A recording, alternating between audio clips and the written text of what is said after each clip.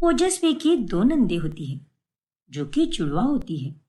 उनके नाम मिहिका और जीविका होते हैं। दोनों ने ओजस्वी के अमीर भाइयों से शादी की होती है। एक रोज, अरे माँ, मेरी दोनों नंदे कहाँ चली गई? पता नहीं ओजस्वी। जैसे ही माधव और रजत दोनों दफ्तर चले जाते हैं, वो दोनों अपना काम धाम निपटा कर दोपहर में ही उड़नचू हो जाती है। क्या? लेकिन इतनी भरी दोपहर में वो दोनों कहाँ पर जाती है? वो तो पता नहीं बेटा। कभी सहेलियों के साथ, तो कभी कहीं और घूमने चली जाती है। मैं भी कहती हूँ कि जाने दो, घर का सारा काम करने के बाद ही वो घूमने चली जाती है। कोई बात नहीं माँ, अब मैं यहाँ शाम तक हूँ, तो आज आप अकेली नहीं रहोगी। हम दोनों मिलकर खूब एंजॉय करेंगे। हाँ बेटी। फिर ओजस्वी दिन भर वसुंधरा के साथ अच्छा समय बिताकर शाम में अपने घर निकल जाती है। तभी घर जाते समय वो जीविका को किसी आदमी के साथ एक कपल पार्क में देख लेती है। अरे, ये क्या? ये तो जीविका है, वो भी एक गैर आदमी के साथ यहाँ कपल पार्क में। जीविका दरअसल अपने बॉयफ्रेंड संजू के साथ होती है। अरे मेरी जान, आई लव यू सो मच। तू है तो अपन एकदम खुश है। माफ करना जानू, मैं गरीब हूँ, पढ़ा लिखा नहीं हूँ, वरना तेरे घर वाले मेरे साथ ही तेरी शादी करा देते।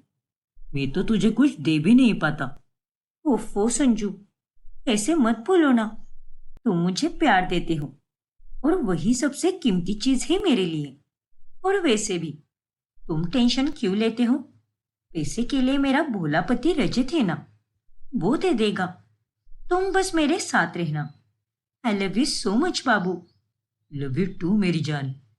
उतने में जीविका दूर से देख रही ओजस्वी को देख लेती है। ओह नो, ये भाभी यहाँ पर क्या कर रही है? अब मैं क्या करूं? अल्लाह, अब अपने पास छुपने के अलावा और कोई रास्ता ही नहीं है। फिर संजू और जीविका दोनों जैसे तैसे झाड़ियों के पीछे छुप जाते हैं। और जब ओजस्वी उधर तक पहुंचती है, तब उन दोनों को ना देखकर वह चौंक जाती है। अरे, ऐसे कैसे हो सकता है? जीविका तो अभी यहीं पर थी, तो फिर 1 मिनट में ये कहां पर गायब हो गई? और वो आदमी भी दिखाई नहीं दे रहा जिसके साथ वो यहाँ पर बैठी थी। कहीं मेरी आंखों को कोई धोखा तो नहीं हुआ ना? एक काम करती हूँ, माँ को फोन लगाती हूँ और पूछती हूँ उनसे कि मिहिका और जीविका घर पहुंचे या नहीं। फिर ओजस्वी वसुंधरा को फोन लगाती है, लेकिन वो फोन नहीं उठाती। ये माँ भी ना। एक काम करती हूँ, जिस कैब से आई हूँ उसी कैब से फिर से मायके चली जाती हूँ। मुझे पता लगाना ही होगा कि ये जीविका कहाँ पर है।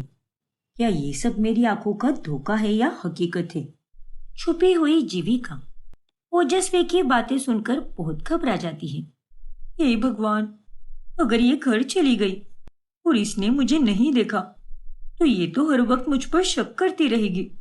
ना बाबा ना। एक काम करती हूँ, मिहिका भी अपने बॉयफ्रेंड से मिलने गई है और वो मुझसे जल्दी घर पहुंचने वाली थी। मैं उसे ही फोन कर देती हूँ। फिर जीविका मिहिका को कॉल करती है। हाँ जीविका, कहाँ रह गई तू? मैं तो मंग्या से मिलकर कब का घर आ गई और घर के बाहर ही तेरा इंतजार कर रही हूँ। जल्दी आ, ताकि हम दोनों एक साथ अंदर जा सके। अरे मेरी माँ, मैं यहाँ पर एक बहुत ही बड़ी मुसीबत में फंस गई हूँ। क्या? कैसी मुसीबत? फिर जीविका मिहिका को सब कुछ बताती है।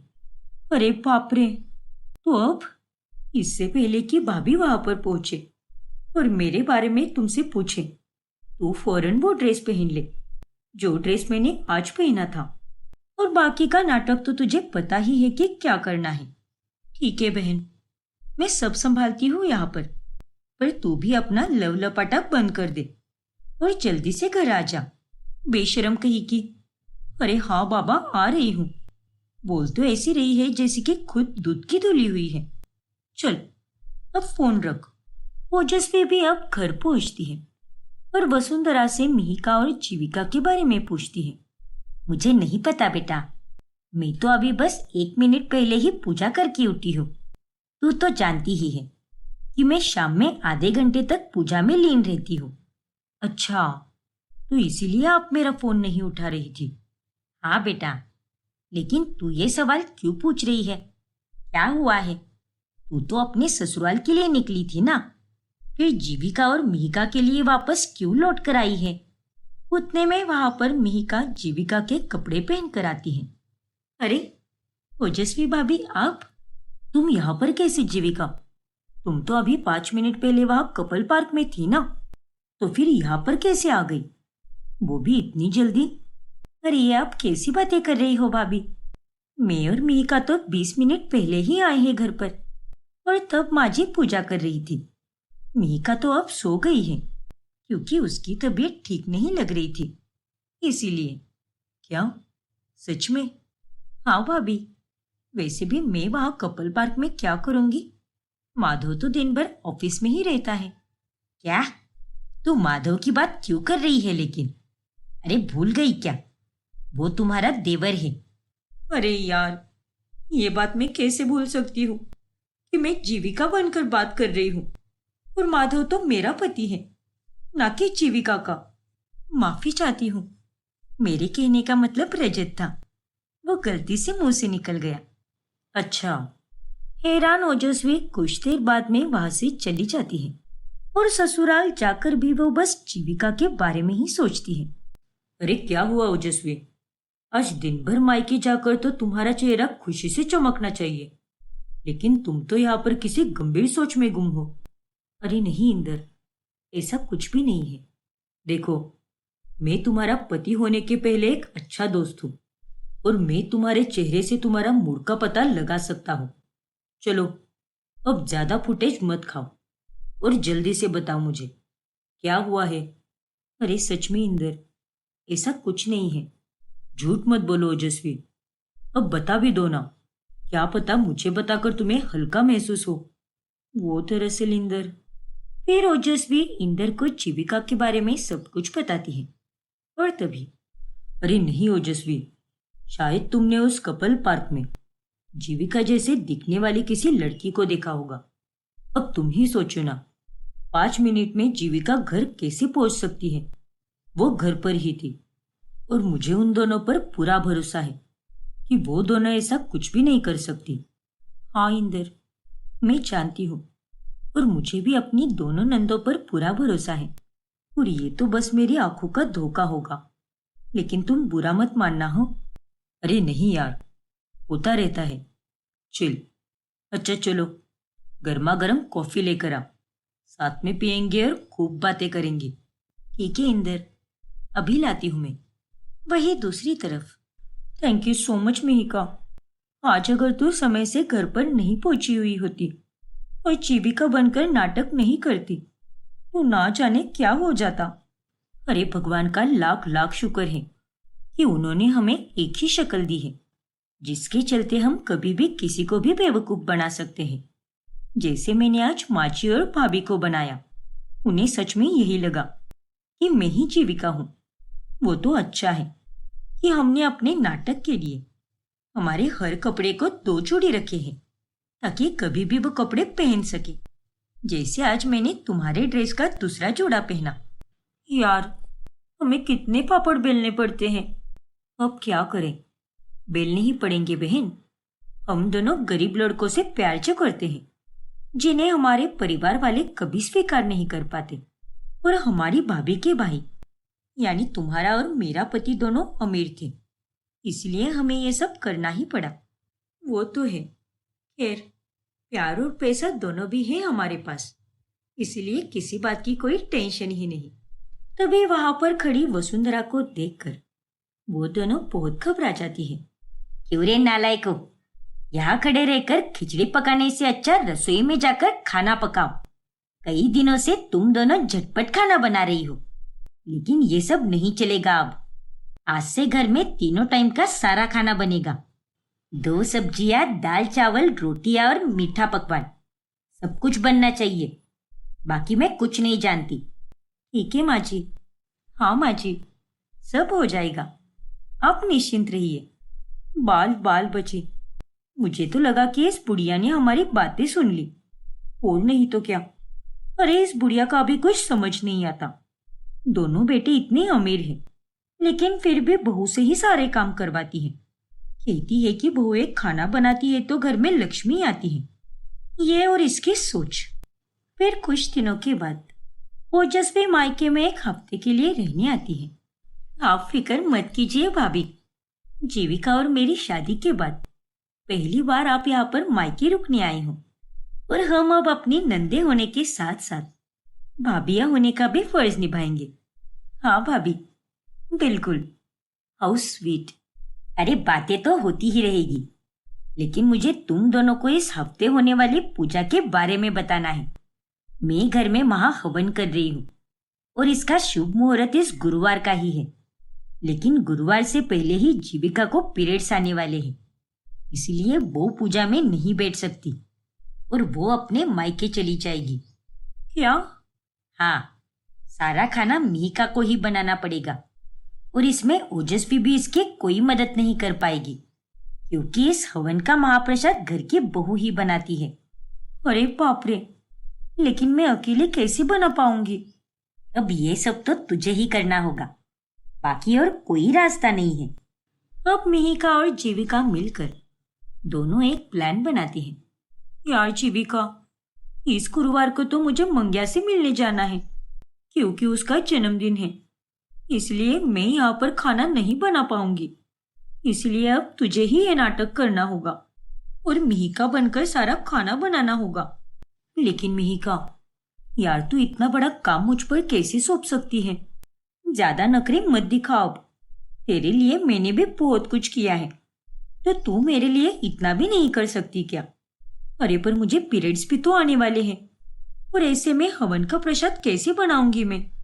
पाप नहीं लगेगा क्या मुझे? अरे कितनी बड़ी सती सावित्री बन रही है, रोजाना तो कितने पाप करती है तू, वो भूल गई क्या? चल, अब दिमाग खराब मत कर मेरा। तुझे इस गुरुवार को मेरी जगह लेनी होगी और सारा काम करना होगा। सबको लगेगा कि तू ही मिहिका है और मैं मायके जाकर जीविका बनूंगी। माँ को भी पता नहीं चलेगा। माँ से कहूंगी कि दिन भर बाहर जा रही हूँ, और वैसे भी माँ इतना कुछ नहीं पूछने वाली। हे भगवान, ठीक है, अब ये तो करना ही पड़ेगा। लेकिन गुरुवार के एक दिन पहले अचानक से जीविका का पैर फिसल जाता है और उसे मोच आ जाती है। अरे यार, तुझे भी अपना पैर आज ही तुड़वाना था क्या? सत्यानाश हो तेरा। अरे अब मुझे कोई सपना आया था क्या कि मैं ऐसे गिरने वाली हूँ? लेकिन अब तू कल नाटक नहीं कर पाएगी, क्योंकि तुझे तो चलने भी नहीं आ रहा। माफ कर दे बहन, मैंने कुछ भी जानबूझकर नहीं किया है। जानती हूँ यार, अब ना चाहकर भी मुझे ही कल का सारा खाना बनाना होगा और अपने मंग्या का जन्मदिन मिस करना होगा। वहां से गुजर रही ओजस्वी उन दोनों की सारी बातचीत सुन लेती है और वो हैरान रह जाती है। ये दोनों ये कैसी बातें कर रही है, और ये मंग्या कौन है? हो ना हो, जरूर कोई बहुत बड़ी बात है जो ये दोनों हम सबसे छुपा रही है। लेकिन मुझे इस बात का पता तो लगाना ही होगा कि इन हमशक्ल नंदों का राज क्या है। ओजस्वी को अब उन दोनों पर शक हो जाता है और वो उन दोनों पर कड़ी नजर रखती है। फिर कुछ दिनों के बाद एक रात, देख जीविका, मैं कुछ नहीं जानती। अब मैं आज रात भर मंग्या के साथ बाहर ही रहूंगी। अरे उसके जन्मदिन के अवसर पे भी मैं उसके साथ नहीं थी, लेकिन आज ऐसा नहीं होगा। मैं उसके साथ जाके ही रहूंगी। क्या? हाँ जीविका, वैसे भी तेरा पति आज रात दूसरे शहर निकल रहा है और तू अकेले ही रहेगी, तो तू मेरी जगह लेकर मेरे कमरे में माधव के साथ सो जाना। अरे बेअक्ल, तुझे पता भी है क्या कि ये सब तू क्या बोल रही है? वो मेरा देवर है, तो मैं उसके साथ कैसे सो सकती हूँ? अरे बेअक्ल, मैं नहीं तू है। मैं तुझे उसके साथ वो सब करने के लिए नहीं कह रही, बस मिहिका बनकर उसके बेड पर सो जाना। एक रात की ही बात है यार। प्लीज जीविका, अब तेरे लिए मैंने कितना सब किया है, तो तुझे मेरे लिए ये सब करना ही पड़ेगा। अच्छा ठीक है, मैं ये नाटक करने के लिए तैयार हूँ। तू बिंदास जा और मंग्या के साथ अच्छे से टाइम स्पेंड कर। फिर रात में मिहिका अपने बॉयफ्रेंड मंग्या को मिलने जाती है और उसी समय जीविका मिहिका बनकर माधव के पास जाती है। अरे जाने मन, आज तो इस नाइटी में तुम बड़ी सुंदर लग रही हो। Thank you Madhav. अच्छा चलो गुड नाइट, आज मैं बहुत थक गई हूँ। ओफो, इतनी भी क्या जल्दी है मेरी जान, जरा पास तो आओ। हे भगवान, ये आदमी तो आज एकदम मूड में है, लेकिन अब मैं क्या करूं? कहीं आज कोई कांड ना हो जाए। पास आओ ना बेबी। माधव जीविका के करीब आ जाता है। उतने में वो चिल्लाकर उसे ढकेल देती है। दूर हो जाइए देवर जी। क्या? देवर जी? जीविका की चिल्लाहट सुनकर वसुंधरा और ओजस्वी भी वहां पर आ जाती है। अरे क्या हुआ?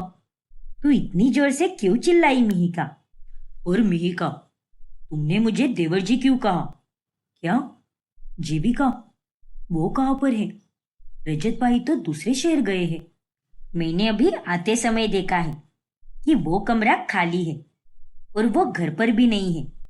1 मिनट माँ, अभी दूध का दूध और पानी का पानी हो जाएगा। अपना हाथ दिखाओ जरा। लेकिन क्यों भाभी? क्योंकि मुझे देखना है कि तुम्हारे हाथ पर तिल है या नहीं। मिहिका के हाथ पर तिल है, लेकिन जीविका के नहीं। अरे नहीं, आज तो मैं गई काम से। ओजस्वी अब जीविका का हाथ देखती है जिस पर तिल नहीं होता, और वो देखकर वो हैरान रह जाते हैं। इसका मतलब ये जीविका है, लेकिन तुम मिहिका बनकर इस कमरे में क्यों आई? अरे ऐसा क्या हो गया जो तुझे ये सब करना पड़ा? और मिहिका कहाँ पर है? जल्दी बता। एक काम कर जीविका, अभी के अभी मिहिका को वीडियो कॉल कर। क्या? हाँ, अभी के अभी वीडियो कॉल कर उसे। अब जीविका को ना चाहकर भी मिहिका को वीडियो कॉल करना ही पड़ता है, जिसमें वो और मंग्या दोनों एंजॉय कर रहे होते हैं।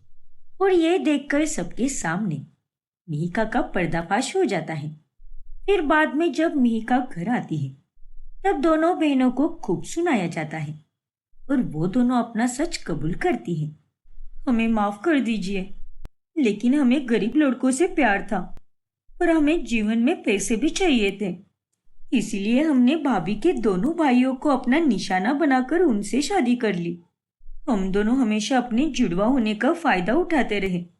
कभी मैं मिहिका की जगह लेती, तो कभी वो मेरी जगह लेती। और भाभी, आपने उस शाम कपल पार्क में मुझे और मेरे बॉयफ्रेंड को ही देखा था। वो कोई आंखों का धोखा नहीं था। लेकिन मैं आपसे तहे दिल से माफी चाहती हूँ और हम दोनों वादा करते हैं कि आज के बाद हम दोनों अपने बॉयफ्रेंड से कभी नहीं मिलेंगे। हाँ, मैं भी आपसे वादा करती हूँ कि आज के बाद ऐसा कभी नहीं होगा। हमें तुम दोनों की कोई माफी नहीं चाहिए। तुम दोनों अब ना सिर्फ अपने ससुराल के, बल्कि अपने मायके वालों के नजरों से भी गिर चुकी हो। निकल जाओ मेरे घर से। सुना नहीं क्या तुम दोनों ने? दफा हो जाओ, और हमारा अब तुम दोनों से कोई नाता नहीं है। अंत में सच सामने आने पर दोनों को ससुराल से निकाला जाता है और अंत में वो दोनों पछताती रहती है। अविनाश मोनाली को फर्स्ट मंथ एनिवर्सरी के लिए सरप्राइज देता है। Happy anniversary Monali. Happy anniversary Avinash. ये सरप्राइज कितना प्यारा है। नदी किनारे कितनी शांति है और उसमें हम दोनों। उफ, शुक्रिया अविनाश, तुम दुनिया के सबसे अच्छे पति हो। वेलकम मोनाली, और तुम भी दुनिया की सबसे अच्छी पत्नी हो। आई लव यू मेरी जान। Love you too Avinash. वैसे मोनाली, मैंने तुम्हारे लिए गाने की प्रैक्टिस की है। उम्मीद करता हूँ कि तुम्हें वो पसंद आए। अरे क्यों नहीं, जरूर पसंद आएगा मुझे। गाओ ना। फिर अविनाश वायलिन बजाकर उसकी धुन में एक रोमांटिक गाना गाता है और इस तरह दोनों मियाँ बीवी खूब अच्छा समय बिताते हैं। मोनाली बेहद काली होती है, लेकिन उसके बावजूद भी उसका हैंडसम पति अविनाश उससे बहुत प्यार करता है।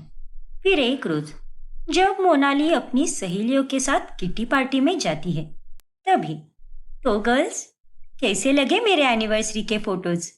अरे यार, तेरा पति तो कितना मस्त दिखता है। हमने तो कभी सोचा भी नहीं था कि तेरी शादी इतने हैंडसम लड़के के साथ होगी।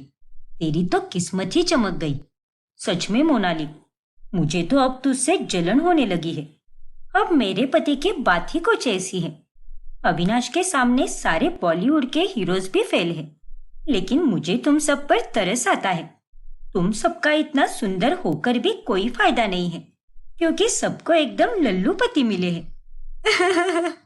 अरे मोनाली, ज्यादा हवा में मत उड़। आखिरकार तू ठहरी एक काली लड़की, और वो एक बहुत ही कमाल का दिखने वाला लड़का है। वो दिन भर बाहर रहता है और बाहर की दुनिया सही नहीं है। कब कोई लड़की उसे बहला फुसला कर तुझसे अलग कर दे, कुछ बता नहीं सकते। हाँ मोनाली, उसके लिए तो लड़कियों की लाइन लगेगी, लेकिन तेरा क्या होगा? क्या? सहेलियों की ये बातें सुनकर मोनाली अब चिंता में पड़ जाती है। फिर रात में जब वो घर जाती है, तभी वो वहां पर अविनाश को बालकनी में किसी से बात करते हुए देख लेती है। हाँ यार, मुझे भी तेरी बहुत याद आती है, इसीलिए कह रहा हूँ, जल्दी से आ जा यहाँ पर, फिर मिलेंगे हम दोनों।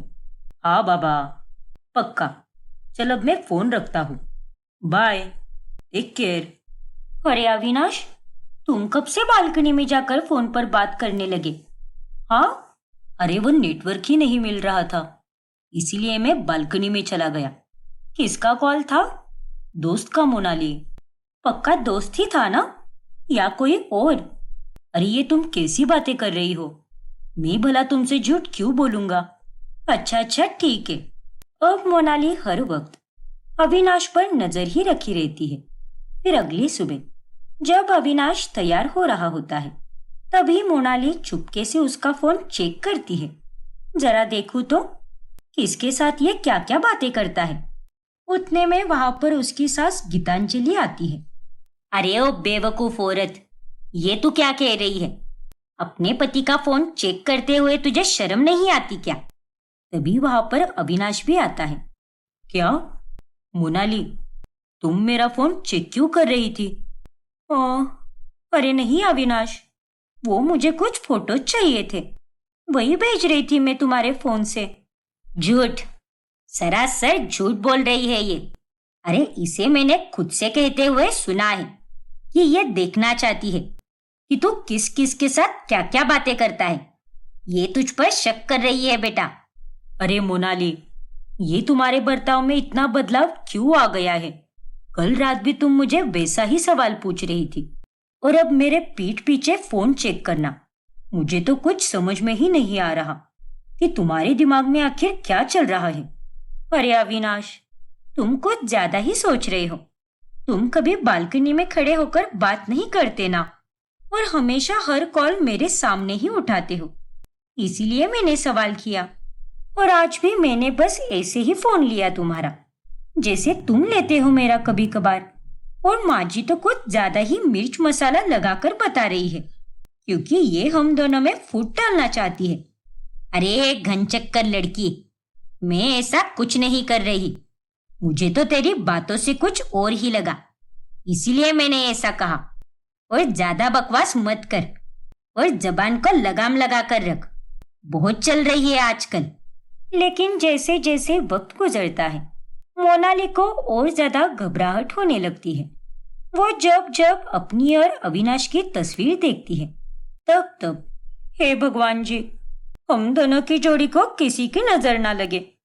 मुझे तो बहुत चिंता हो रही है। जब मेरी शादी हुई थी, तब भी मुझे अपनी किस्मत पर पूरा यकीन हो ही नहीं रहा था कि मुझे इतना हीरो जैसा डैशिंग पति मिल सकता है। अविनाश मुझसे प्यार तो करता है, पर बाहर की औरतों के कारण कहीं उसका ध्यान भटक न जाए, क्योंकि बाहर वो ऐसी ही कई लड़कियों से मिलता होगा जो गोरी और सुंदर होंगी।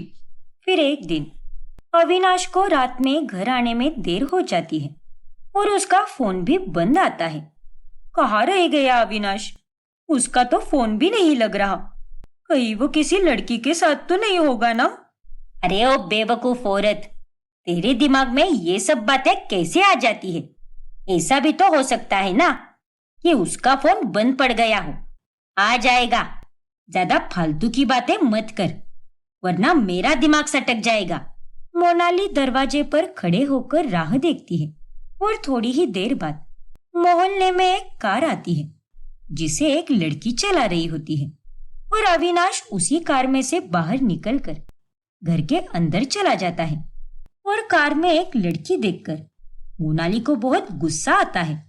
देखा माँ जी, आपका बेटा किसी गैर लड़की के साथ था और वही उसे छोड़कर गई है। क्या? अरे यार, क्या मोनाली, तुम भी घर पर बैठकर तुम्हारा दिमाग सड़ चुका है और ये कैसी बेशर्मों वाली बात कर रही हो तुम। सीधे सीधे मेरे चरित्र पर उंगली उठा रही हो। तुम्हें क्या मैं वैसा आदमी लगता हूँ क्या? तो फिर कौन थी वो लड़की जो तुम्हें अभी छोड़कर गई? अरे बाबा, वो मेरी बॉस थी, रोमा मैम। मेरी गाड़ी खराब हो गई थी और इतनी रात को कोई मैकेनिक भी नहीं मिल रहा था, इसीलिए मैंने गाड़ी ऑफिस के पार्किंग में ही पार्क कर दी और मैम ने कहा कि तुम मेरे साथ चलो, मैं तुम्हें ड्रॉप कर देती हूँ, क्योंकि मेरा फोन भी डेड हो चुका था, जिसके चलते मैं टैक्सी भी बुक नहीं कर पा रहा था। अच्छा, ऐसी बात है क्या? देखा, बड़ी आई मेरे बेटे पर सवाल करने वाली। देख बहू, कान खोलकर सुन ले। मेरे बेटे को मैंने बहुत अच्छी परवरिश दी है, इसीलिए वो ये गंदी हरकतें हरगिज नहीं करेगा। तेरे दिमाग में बस गंदी गंद भरा हुआ है, इसीलिए ये सब सोचती रहती है तू। माफ करना, लेकिन मैं तो बस। देखो मोनाली, मैं तुम्हारी फिक्र समझ सकता हूँ, लेकिन तुम्हें अपने पति पर भरोसा होना चाहिए। अरे तुम तो जानती हो ना, मैं तुम्हारे सिवा किसी और की तरफ आंख उठाकर भी नहीं देखता। हाँ अविनाश, जानती हूँ मैं। और माँ जी, आप भी मुझे माफ कीजिए। फिर एक रोज जब मोनाली मार्केट में होती है, तभी वो अविनाश को एक साड़ी की दुकान के बाहर निकलते हुए देख लेती है। ये अविनाश यहाँ पर क्या कर रहा है, वो भी साड़ी की दुकान में? फिर मोनाली उस दुकान में जाती है। अरे भाई, वो अभी अभी जो आदमी गया, वो यहाँ पर क्या करने आया था? अरे मैडम, वो तो यहाँ पर समोसे और कचौरियां तलने आया था। क्या? अरे कैसी बातें करती हो आप? साड़ी की दुकान में ग्राहक साड़ी ही खरीदने आएगा ना। अरे तो सीधे सीधे जवाब दो ना, ज्यादा मत बोलो। अच्छा मुझे ये बताओ, उन्होंने किसके लिए साड़ी ली और कुछ बताया या फिर कोई डिजाइन दिखाया, या आपके सामने किसी से फोन पर बात कर रहे थे? अरे लेकिन आपको क्या करना है मैडम? एक मिनट, हमारे पास उनका नंबर है, आप उनसे ही बात करके पूछ लीजिए। अरे लेकिन इससे पहले कि मोनाली कुछ बोलती, दुकानदार अविनाश को फोन करके सब बताता है और मोनाली के इस बर्ताव के कारण अविनाश को बहुत गुस्सा आ जाता है। नालायक आदमी, तुम्हें किसने कहा था उसे फोन करने के लिए? तुम्हें तो मैं बाद में देख लूंगी। इतना कहकर मोनाली घर चली जाती है। ये सब क्या है मोनाली? अरे तुम मुझ पर इतना शक कैसे कर सकती हो? सॉरी अविनाश, मुझे तो ये लगा कि तुम किसी लड़की के लिए वहां पर साड़ी लेने गए हो। अरे पागल लड़की, अविनाश मेरे लिए साड़ी लेने गया था। मैंने ही वहां पर साड़ी बनवाने दी थी और इससे कहा था कि तू आते वक्त उसे लेकर आना। हाँ मोनाली, और आज तुमने मुझे बहुत गुस्सा दिलाया है। आइंदा से ऐसी कोई भी हरकत करने से पहले 10 बार सोच लेना, क्योंकि मैं हर बार तुम्हारी नौटंकी बर्दाश्त नहीं करूंगा। माफ करना अविनाश, शायद मैं कुछ ज्यादा ही सोच रही हूँ, मेरी ही गलती थी।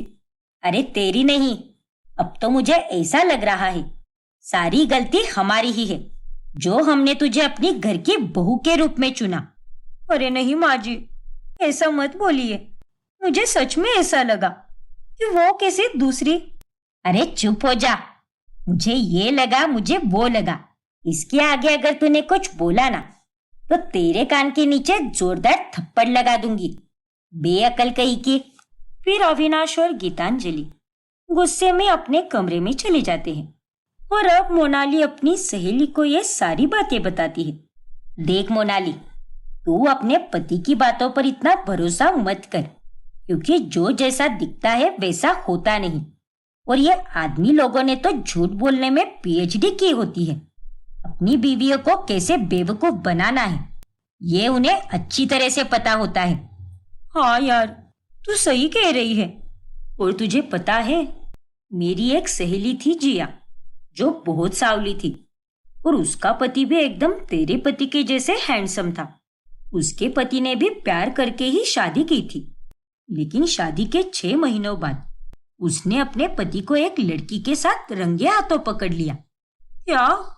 देख, मैं ये नहीं कह रही कि अविनाश भी वैसा ही होगा, लेकिन तुझे तो मैं बस चौकन्ना रहने के लिए बोल रही हूँ, क्योंकि जमाना ठीक नहीं है। अपनी सहेलियों की ये बातें सुनकर मोनाली को अब और चिंता सताने लगती है और इसीलिए वो उसे एक पेन देती है जिसमें एक छोटा स्पीकर लगाया होता है। शुक्रिया मोनाली, ये पेन बहुत ही बढ़िया है। अरे शुक्रिया की कोई बात नहीं अविनाश। उम्मीद करती हूँ कि ये पेन तुम्हारे लिए लकी साबित हो और तुम्हारे सारे काम अच्छे से हो जाए। फिर उसी दिन अविनाश अपनी विदेश से आई हुई बचपन की सहेली कियारा से मिलने जाता है। तो कैसी है तेरी बीवी? मैंने उसे बस फोटो में ही देखा है, लेकिन मैं उसे हकीकत में भी मिलना चाहती हूँ। मिलवाना यार, और उससे कह दे कि हम एयरपोर्ट के पास वाले कैफे में हैं। अरे नहीं बाबा, ये मत बोल तू, क्योंकि मेरी बीवी आजकल मुझ पर शक करने लगी है और अगर उसे पता चल गया कि मैं तुझसे मिलने आया हूं तो वो मुझ पर वापस शक करेगी। क्या? फिर अविनाश कियारा को सब बताता है और वहीं दूसरी तरफ मोनाली जब स्पीकर ऑन करती है तो वो सिर्फ थोड़ी ही बातें सुनती है। इसका मतलब अविनाश मुझसे कुछ छुपा रहा है, इसीलिए उसने उस लड़की से कहा कि मुझे पता चल गया तो सही नहीं होगा। लगता है वो दोनों एयरपोर्ट के पास वाले कैफे में हैं। मैं अविनाश को आज नहीं छोड़ूंगी, उसे तो मैं रंगे हाथ पकड़कर ही रहूंगी। मोनाली गलत फहमियों का शिकार हो जाती है और वो वहां पर पहुंचकर कियारा को खूब सुनाने लगती है। तेरी तो ऐसी की तैसी, नालायक, बेशरम, बेहया लड़की, शादीशुदा मर्द पर डोरे डालते हुए तुझे शर्म नहीं आती क्या? और तुम अविनाश, मुझे तुमसे ये उम्मीद बिल्कुल नहीं थी। बड़े वफादार बन रहे थे ना? बहुत अच्छी वफादारी निभाई तुमने। मेरे पीठ पीछे ये गुलछर्रे उड़ा रहे हो। ये क्या तरीका है मोनाली? ये मेरी बचपन की सहेली है और ये मुझ पर डोरे नहीं डाल रही। अरे ये तो काफी सालों बाद यहाँ भारत आई है और इसीलिए आज हम मिले हैं। अच्छा, तो फिर तुम मुझसे ये क्यों कह रहे थे कि मेरी बीवी आजकल मुझ पर शक करने लगी है और अगर उसे पता चल गया तो वो फिर से शुरू हो जाएगी? क्या? अरे इसने कहा कि ये तुमसे मिलना चाहती है, इसीलिए मैंने जवाब देते हुए कहा कि ऐसा कुछ भी मत बोल, क्योंकि मेरी बीवी पहले से ही मुझ पर बिना बात के शक करती है और उस पर अगर तुम मुझसे मिली तो वो ये समझ ही नहीं पाएगी कि तुम सिर्फ मेरी अच्छी सहेली हो। क्या? लेकिन एक मिनट, तुम्हें ये सब कैसे पता चला? वो दरअसल। अरे वो क्या लगा रखा है, बताओ मुझे। मैंने तुम्हारे फोन में छोटा सा स्पीकर लगा के रखा था ताकि तुम जहां भी जाओ मैं तुम्हारी बातें सुन पाऊं, और मुझे पता है कि तुम अपने पेन को शर्ट के पॉकेट में ही रखते हो। और अभी जब मैंने थोड़ी देर पहले स्पीकर ऑन किया तब मैंने तुम्हारी सारी बातें सुन ली। मोनाली, तुम मुझ पर शक करते करते किस हद तक गिर गई हो। छी, आज मुझे पता चल गया कि तुम्हें मुझ पर बिल्कुल भरोसा नहीं है। अरे तुमने तो बस 2 मिनट की बातें सुनी, लेकिन उसके पहले की बातचीत नहीं सुनी। जाओ, जाकर फिर से अपने उसी स्पीकर की बातें सुनो, तब तुम्हें पता चलेगा। और मोनाली, मैं कोई नहीं होती जो तुम दोनों के बीच में बोलूं, लेकिन तुम जो कुछ भी कर रही हो वो बहुत गलत है, क्योंकि अविनाश ऐसा लड़का बिल्कुल नहीं है। और अगर मुझे तुम्हें छोड़कर किसी और लड़की के साथ चक्कर चलाना ही होता तो मैं वो पहले ही कर लेता और मैं तुमसे शादी ही क्यों करता। देखो मोनाली, मैं जानता हूं कि तुम्हें घबराहट होनी जायज है, लेकिन 1000 बार कह चुका हूं, फिर एक बार कह रहा हूं, मैं सिर्फ तुमसे ही प्यार करता हूं और मुझे फर्क नहीं पड़ता कि तुम काली हो या गोरी, क्योंकि तुम्हारा अंतर्मन सुंदर है। मुझे माफ कर दो अविनाश, मैं पता नहीं क्या क्या सोचने लगी थी। मैंने तुम्हारा दिल बहुत दुखाया है। कितनी बुरी हूं ना मैं, लेकिन अब मैं वादा करती हूँ, आज के बाद तुम पर या हमारे प्यार पर कभी शक नहीं करूंगी। Love you Avinash. Love you too Monali. और अब रोना बंद करो। इस तरह अंत में सब ठीक हो जाता है और मोनाली और अविनाश फिर से एक खुशहाल जीवन जीने लगते हैं। पूजा अपनी कॉलेज के बाहर सहेलियों के साथ खड़ी होती है और अपने फेवरेट बैंड बीटीएस के गाने गा रही होती है। यार पूजा, तू तो सच में काफी अच्छा गा लेती है, लेकिन तुझे इन सारे गानों के लिरिक्स का मतलब भी पता है क्या? हाँ हाँ, मुझे सब पता है, क्योंकि मैं बीटीएस की बहुत बड़ी फैन हूँ। कुछ कुछ गाने हैं जिनके मतलब मुझे नहीं पता, लेकिन गाने के लिरिक्स सुन सुनकर मैंने सभी रट लिए हैं। 2400 घंटे मेरे दिलो दिमाग में अगर कोई रहता है तो वो सिर्फ और सिर्फ बीटीएस है। सही है यार, लेकिन तू तो उनसे कितना प्यार करती है। लेकिन अफसोस, वो लोग तुझे कभी नहीं मिलेंगे। ऐसा कुछ भी नहीं है। मैं उनसे मिलने कोरिया जाऊंगी और वहां जाकर उनके साथ ढेर सारी बातें करूंगी और फोटोज भी खिंचवाऊंगी। लेकिन तू और कोरिया, इम्पॉसिबल। तू तो एक मिडिल क्लास घराने की लड़की है, तो तू वहां पर कैसे जाएगी? अरे यार, मेरे लिए तो सब पॉसिबल है, क्योंकि मैं एक ऐसे अमीर लड़के से शादी करूंगी जो मुझे कोरिया लेकर जाएगा और तभी जाकर मेरा सपना साकार होगा। हाँ हाँ, देखते हैं बहन। फिर पूजा कॉलेज के सबसे अमीर लड़के विकास के करीब आने लगती है और उन दोनों में प्यार हो जाता है और अंत में वो दोनों शादी कर लेते हैं। लेकिन शादी के बाद, पूजा, हमारे घर के पास में एक बहुत ही बड़ा रूफटॉप रेस्टोरेंट खुला है, तुम्हें बहुत पसंद आएगा। आज हम दोनों वहीं पर डिनर करने जाएंगे। चलो, रेडी हो जाओ। नहीं विकास, मैं अभी नहीं आ सकती तुम्हारे साथ। क्या? लेकिन क्यों पूजा? मैंने तो टेबल भी बुक कर दिया है हम दोनों के लिए। क्योंकि विकास, अभी कुछ देर में बीटीएस के सारे मेंबर सोशल मीडिया पर लाइव आने वाले हैं और वो अपनी बीटीएस आर्मी से बातचीत करने वाले हैं। अच्छा, तो अब तुम्हारे लिए मुझसे ज्यादा बीटीएस इम्पोर्टेंट है। वाओ। नहीं विकास, तुम भी मेरे लिए उतने ही इम्पोर्टेंट हो, लेकिन बीटीएस मेरे दिल की धड़कन है। इतने टाइम बाद वो लोग लाइव आ रहे हैं, तो फिर मैं उसे कैसे मिस कर सकती हूँ? ट्राई टू अंडरस्टैंड विकास। विकास मुंह बनाकर वहां से चला जाता है, लेकिन पूजा को उससे कोई फर्क नहीं पड़ता और वो बीटीएस लाइव देखकर खूब एंजॉय करती है। दिन रात पूजा बीटीएस के गाने लगाकर ही सारे काम किया करती है, जिस कारण सास माधुरी वो सारे गाने सुन सुनकर बहुत परेशान हो जाती है। हे भगवान, मेरे तो कान पक गए हैं गाने सुन सुनकर। अरे दिन रात ये तो क्या लगाए रहती है? लगाना ही है तो भजन कीर्तन लगाना। अरे तू भारत देश में रहती है, विदेश में नहीं। तो ये पागलों जैसे गाने सुनना बंद कर दे। इनके ना तो कोई सर है ना पैर, कुछ भी बोलते रहते हैं। माँ जी, मेरे बीटीएस के लिए कुछ भी मत बोलिए। बीटीएस के सारे मेंबर मेरे जिगर के टुकड़े हैं। मैं उनके खिलाफ कुछ भी नहीं सुन सकती। और ये कोई अजीबोगरीब गाने नहीं है, अच्छे और क्लासी गाने हैं।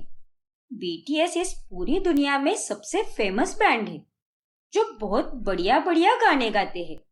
अरे तू ही सुनते रहे ये बीटीएस फीटीएस के गाने, मैं तो नहीं सुनने वाली। कल से अपने गाने हेडफोन लगा के सुना कर, वरना मैं सारे स्पीकर तोड़ दूंगी, समझी कि नहीं? सच में माँ जी, अरे कितनी बुजदिल और पापी हो आप। आपको एक बीटीएस आर्मी का श्राप लगेगा। आप मेरी भावनाओं का मजाक उड़ा रही हो। अरे जा जा। फिर उस दिन के बाद से पूजा हेडफोन लगाकर सारे काम किया करती है और जब माधुरी उसे आवाज लगाती है तभी, अरे ओ पूजा बहू, जरा यहाँ पे आ तो, तेरी बुआ सास का फोन है। ए भगवान, मैं भी कितनी बावली हूँ। महारानी ने तो हेडफोन लगाए होंगे और वो तो बस अपने बीटीएस की धुन में ही लगी होगी। हेलो दीदी, लगता है पूजा किसी काम में व्यस्त है। मैं बाद में उससे आपकी बात कराती हूँ। फिर एक सुबह पूजा बीटीएस की आरती उतारने लगती है और ये देखकर माधुरी और विकास दोनों हैरान रह जाते हैं। मेरे सारे बीटीएस के मेंबर्स खुश रहे और तंदुरुस्त रहे, और सबसे ज्यादा तो मेरा जिमिन। जिमिन से थोड़ा ज्यादा प्यार है मुझे। हाय पर्पल यू जिमिन। ए भगवान, अरे पागल लड़की, अपनी अकल क्या बेच खाई है क्या तूने? हम लोग भगवान की आरती उतारते हैं और तू यहाँ पर इन गोरों लड़कों की आरती उतार रही है, और सरेआम अपनी सास और अपने पति के सामने ये सारी बेशर्मों वाली बातें कर रही है।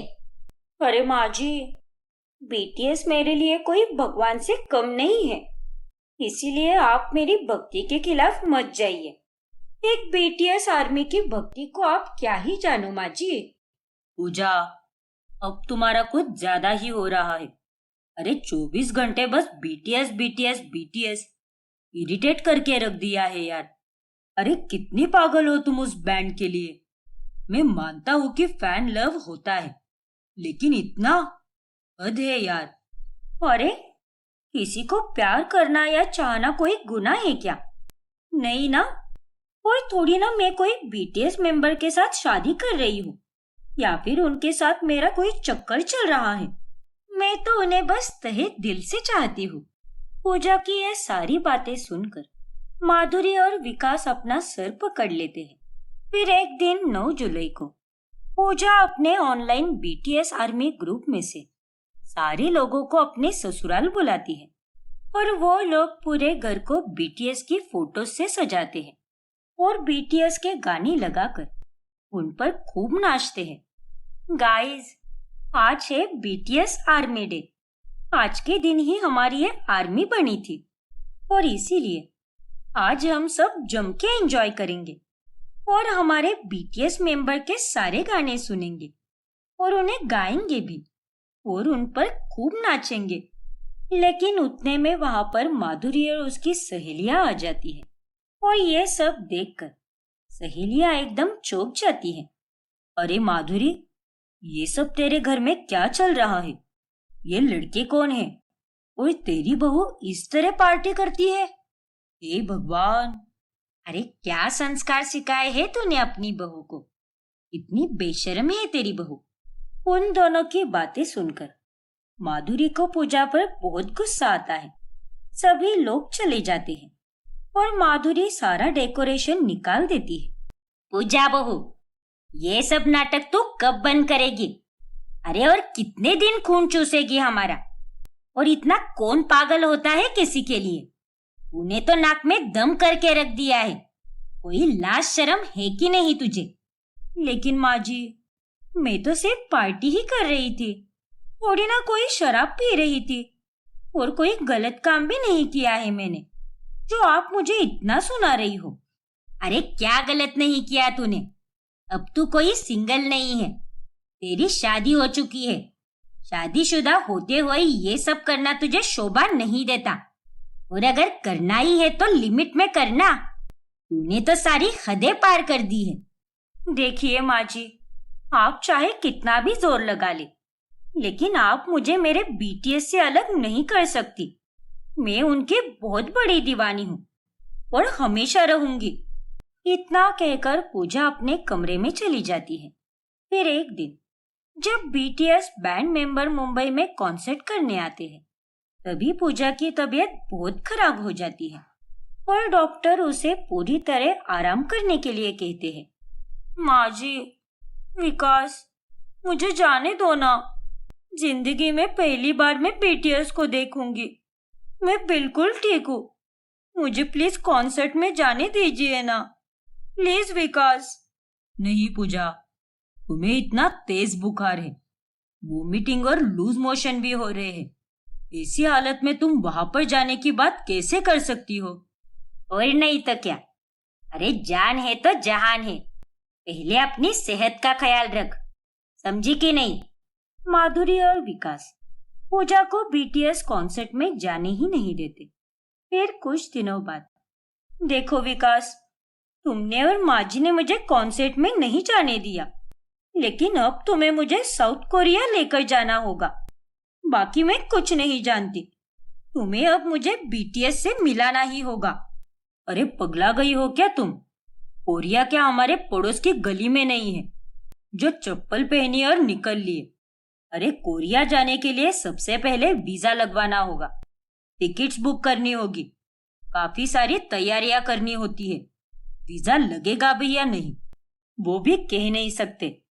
ठीक है विकास, जहां पर मैंने अब तक इतना इंतजार किया है वही थोड़ा और कर लूंगी, लेकिन तुम वीजा निकलवाओ और मेरी कोरिया जाने की इच्छा पूरी कर दो। तुम्हारे इस बिजी शेड्यूल के कारण हम कहीं पर हनीमून मनाने के लिए भी नहीं गए, इसीलिए अब इसी बहाने से हम कोरिया में ही हमारा हनीमून भी मना लेंगे।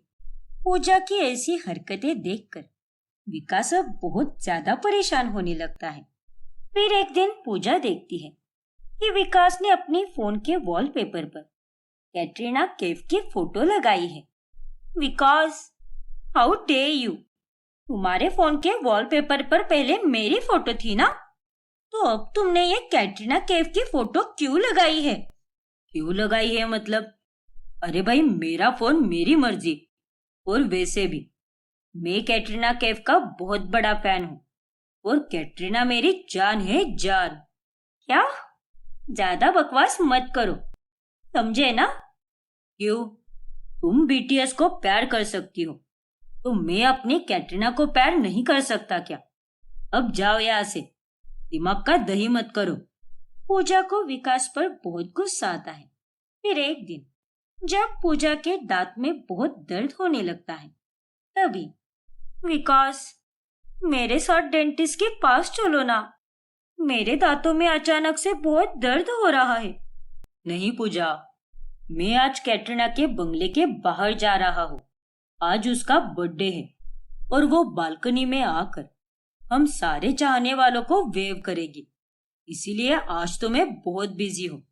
तुम अकेली ही जाओ ना। क्या? यहाँ तुम्हारी बीवी दांत दर्द के कारण कुछ खा पी नहीं पा रही और तुम्हें उस कैटरीना की एक झलक देखने जाना है? वाह, क्या बात है। हाँ तो जैसे तुम्हें बीटीएस की एक झलक देखने कोरिया जाना है, तो क्या मैं कैटरीना को देखने उसके बंगले के बाहर नहीं जा सकता क्या? ओके बाय, मुझे देर हो रही है। पर विकास, रुको तो विकास। विकास पूजा को अकेला छोड़कर वहां से चला जाता है। अब विकास यूं ही दिन रात कैटरीना की तारीफें करता रहता है, उसके ही गाने सुनता है और उसी की फिल्में भी देखता है। पहले तो वो सारा वक्त पूजा को देता था और इसी के कारण वो अब पूजा पर बिल्कुल ध्यान नहीं देता, जिस कारण पूजा का गुस्सा दिन ब दिन और ज्यादा बढ़ने लगता है। ऐसे ही एक दिन, ओफो पूजा, ये कितनी सिंपल लिपस्टिक लगाई है तुमने। तुम वो ग्लॉसी लिपस्टिक शेड लगाया करो ना, कैटरीना भी वही लगाती है। बाय गॉड, क्या सुंदर लगती है वो उसे लगाने पर। विकास, अब तो तुम उसके होठों तक पहुंच गए। अरे इतने कैसे गिर सकते हो तुम? अरे अब मैं भी क्या करूं, कैटरीना को तो अपनी बीवी नहीं बना सकता ना, इसीलिए तुम ही उसके जैसा थोड़ा बहुत मेकअप कर लो, फिर शायद तुम भी उसके जैसे लग जाओ। मुझे तो तुमसे कोई बात ही नहीं करनी है, जपते रहो अपनी कैटरीना का नाम। फिर 2 महीनों बाद विकास पूजा के लिए कोरिया की टिकट लेकर आता है। पूजा, अब तो तुम खुश हो ना? हाँ विकास, लेकिन विकास, ये तो सिर्फ एक ही टिकट है, मैं अकेली कैसे जाऊंगी वहां पर? अकेली कैसे जाऊंगी मतलब? अरे तुम्हें जाना ही होगा, तुम्हें वो लोग काफी पसंद है ना। देखो, मैं तुम्हारे साथ वहां पर नहीं आ पाऊंगा क्योंकि मुझे उन्हें देखने में कोई इंटरेस्ट नहीं है, और उस दौरान मैं तो लोनावला जा रहा हूँ, जहाँ पर कैटरीना अगले 4 दिनों के लिए शूट कर रही है, और तब मैं उसकी लोकेशन पर जाकर सिर्फ और सिर्फ उसे ही देखूंगा। क्या? अरे तुम क्या पागल पागल हो गए हो क्या? और कैटरीना कोई भगवान थोड़ी ना है जिसे देखने के लिए तुम रोज जाओगे वहां पर। हद होती है यार। मैं कोरिया में अकेले कैसे रह पाऊंगी? तुम्हें भी मेरे साथ चलना चाहिए, ना कि उस कैटरीना को देखना चाहिए। ठीक है पूजा, लेकिन तुम्हें भी समझना चाहिए कि बीटीएस भी इंसान है और नॉर्मल सिंगर्स है। तो फिर तुम उन्हें भगवान क्यों बना रही हो? क्यों उनके लिए इतना तड़प रही हो? अरे उन्हें चाहो, उनके गाने सुनो, लेकिन लिमिट में यार। बीटीएस के अलावा भी दुनिया में बहुत कुछ है, लेकिन तुम्हारी दुनिया तो बस बीटीएस में ही बसी हुई है। अपने उस माया जाल से बाहर निकलो पूजा। हाँ विकास, तुम सही कह रहे हो। मैं कुछ ज्यादा ही ओवर कर बैठी।